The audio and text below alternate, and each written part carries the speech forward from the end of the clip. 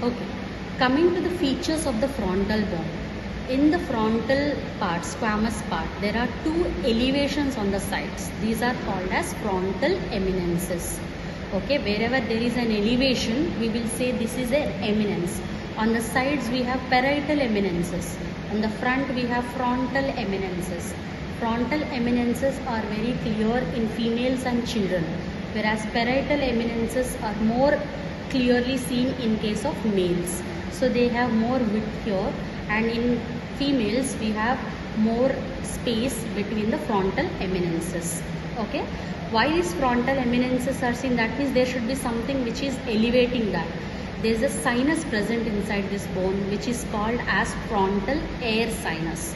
Okay, because every bone of the cavity or the cranium is diploic in nature. You can see this part, it is diploic in nature. That means two levels of compact bone. In between there is a spongy bone.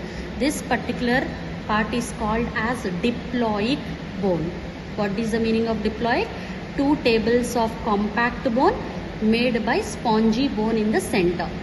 And these diploic bones becomes airy, and entire spongy part is filled with air sinuses in certain bones around the nose.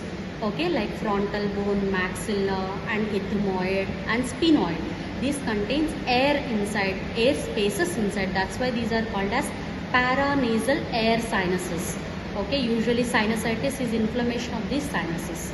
So this elevation, frontal eminences, and also we will see one more elevation which is called as superciliary arches. This elevation, bony elevation, is above the eyebrows. That's why we call it as superciliary arches. These elevations are also because of the frontal air sinuses inside.